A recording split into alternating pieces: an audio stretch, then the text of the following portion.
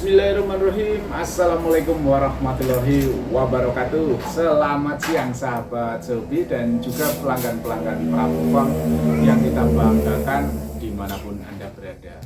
Semoga pada kesempatan kali ini kita semua masih dianugerahi kesehatan, kebahagiaan, keberkahan dan tentunya rezeki yang melimpah dari Allah Subhanahu wa taala.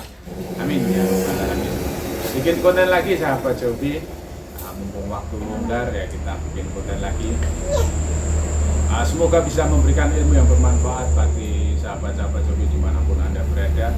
Bagi yang baru mampir, baru nonton channel Prabu Farm, monggo silahkan subscribe dulu agar tidak ketinggalan video-video yang kita posting, video-video yang insya Allah bermanfaat seputar dunia hobi ayam aduan.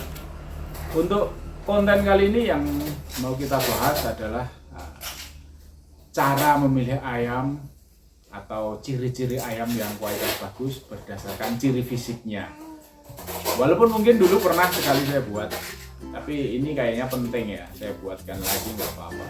Jadi sahabat Sobi apabila mau cari ayam cuma nggak dicoba atau nggak diabar atau nggak ada videonya, mungkin di pasar atau di tempat teman, nah ini bisa menjadi referensi nanti cara milih ayam yang bagus seperti apa. Nah gitu. Ini khususnya kita buatkan konten untuk bagi sahabat-sahabat Sobi yang baru memulai main ayam ya.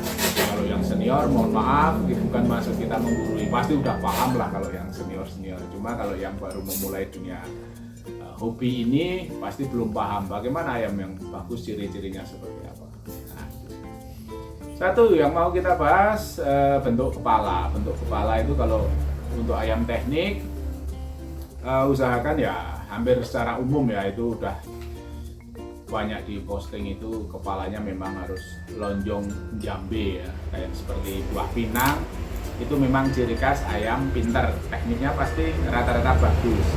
Terus alisnya itu tebal, matanya cenderung condong agak masuk. Nah, alisnya tebal, matanya masuk. Itu biasanya tekniknya bagus, menguasai lawan, ngeloknya juga bagus. Seperti itu kawan-kawan untuk kepala ya.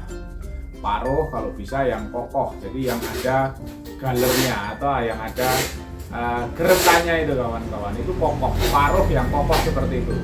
Kalau seperti ayam kampung atau seperti ayam perdagingan biasanya paruhnya halus, mulus, tidak ada geretannya itu, tidak ada kalenannya kalau istilah Jawanya. Itu biasanya mudah patah atau mudah rusak ketika nanti kena pukulan seperti itu.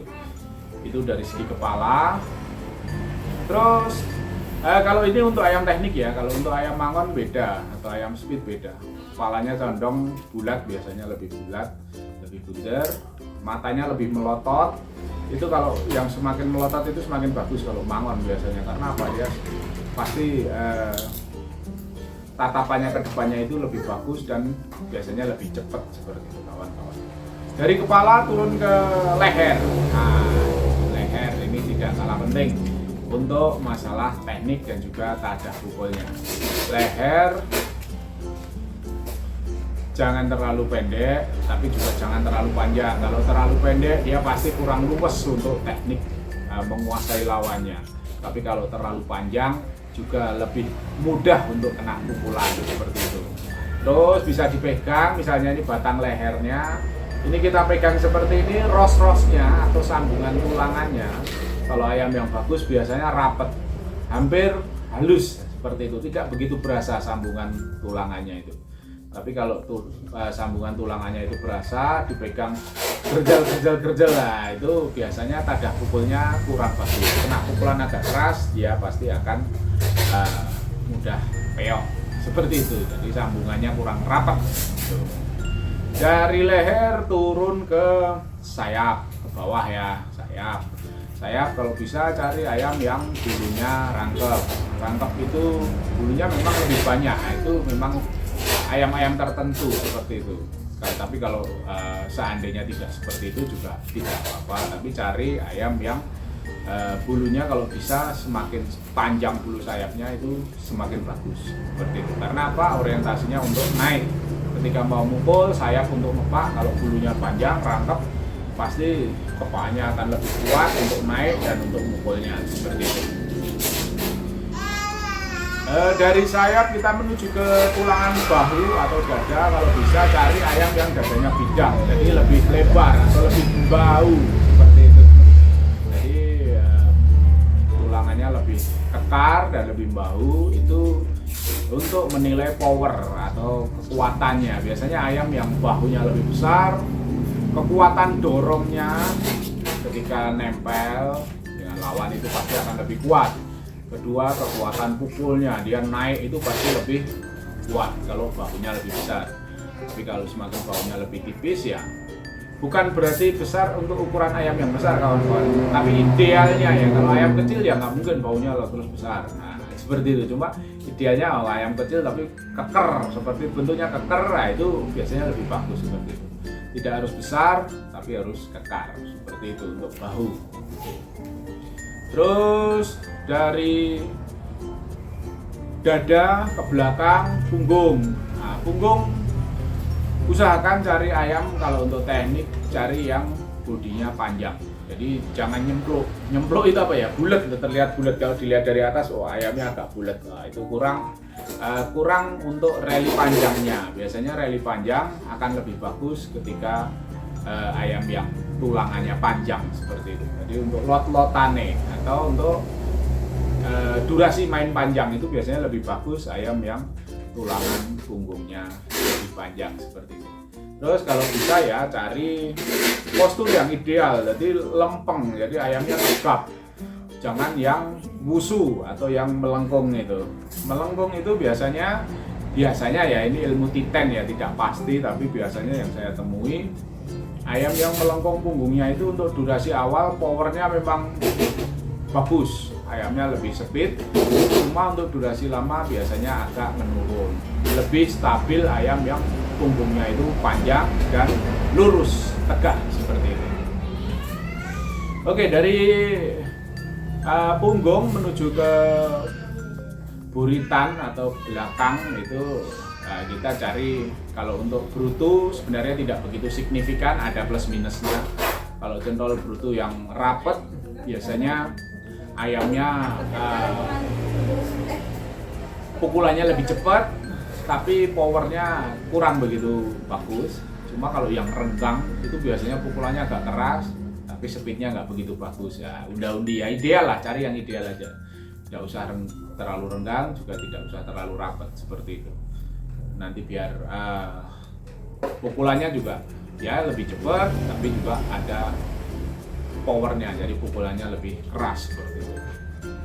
Terus dari buritan, dari brutu menuju ke bawah ya, menuju ke bawah itu paha itu kalau bisa cari ayam yang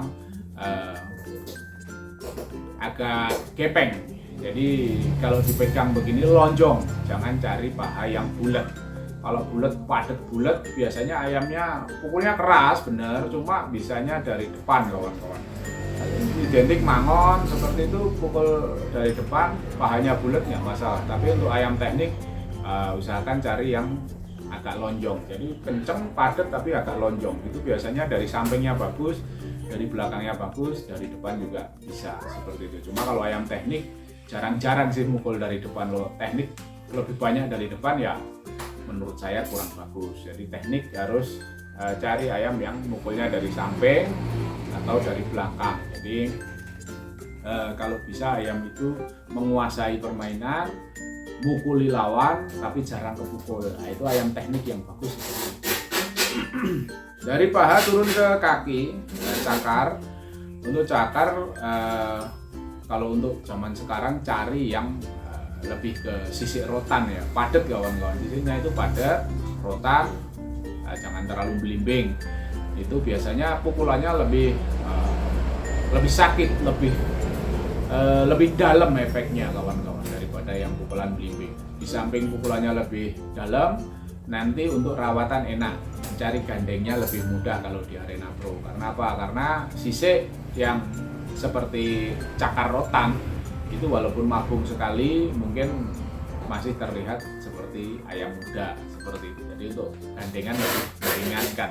daripada yang sisik buaya atau sisik belimbing. Itu orang lihatnya udah serem, wah ayam tua ini, walaupun mungkin itu ayam baru 9 bulan 10 bulan, tapi karakter kakinya memang seperti itu, mungkin bangkok-bangkok lama, itu udah serem duluan, orang mau gandeng terlihat seperti ayam tua gitu. Jadi lebih enak cari yang sisik rotan seperti itu, kaki rotan, sisiknya padat.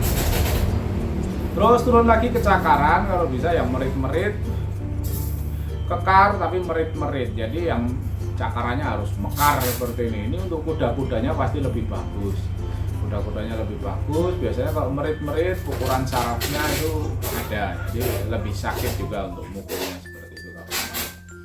Kalau untuk masalah jalu monggo selera, kalau saya lebih senang ayam pukul ya saya pakai istilahnya jalu-jalu kumet atau jalu yang lambat tumbuh, itu saya lebih senang, atau jalu renteng juga nggak apa-apa, itu lebih senang. Untuk orientasi main di kontes sekarang lebih efektif seperti itu, karena rata-rata biasanya ayam jalu renteng atau jalu lepek itu pukulannya akan lebih besar seperti itu. Cuma kalau main di arena pro kita ada ya kerugian lah istilahnya kalau main pakai jalu lepek. Rata-rata main pro tetap harus pakai jalu, jadi ya nanti cari ayam yang jalu kristal, jadi jalunya benar-benar keras, kaku, bisa dilancipi, itu bagus banget. Jangan cari jangan diambil ayam yang jalu kapur. Jalu kapur itu gampang sekali rapuh, digosok pakai kuku gini aja rapuh. Terus ada jalu yang istilahnya cuma nempel, kayak nempel di kulit, dipegang gini aja oglak-agli, ya itu jelas nggak mungkin bagus untuk main jalu seperti itu. Untuk sisik cari yang lebih kering itu pukulannya orientasinya pasti lebih keras dan ayamnya lebih awet nanti stamina untuk mukulnya. Jadi ibaratkan untuk rally panjang biasanya lebih awet dibandingkan dengan ayam-ayam yang jalunya lebih basah seperti itu. Mungkin antep di awal, tapi untuk rally panjangnya dia agak kurang seperti itu. Oke, itu ciri-ciri fisik untuk ayam yang kualitasnya bagus, bisa diterapkan apabila sahabat hobi nyari ayam mungkin di pasar atau di tempat teman yang tidak bisa nyoba, tidak ada videonya, itu bisa dipegang seperti itu. Referensinya seperti itu ya sahabat hobi, jadi nanti bisa paling tidak untuk patokan. Insya Allah kalau pakem ini diterapkan tidak jauh-jauh beda lah, istilahnya kualitasnya tidak jauh-jauh melenceng seperti itu. Insya Allah nanti ketemu ayam yang bagus, walaupun tidak harus nyoba atau tidak nonton tarungnya secara langsung seperti itu. Oke, terima kasih, sekian dulu yang bisa saya bagikan. Semoga ilmu ini bermanfaat bagi sahabat hobi dimanapun Anda berada. Salah-salah kata saya mohon maaf. Wabillahi taufiq wal hidayah. Wassalamualaikum warahmatullahi wabarakatuh. Salam sukses untuk kita semua.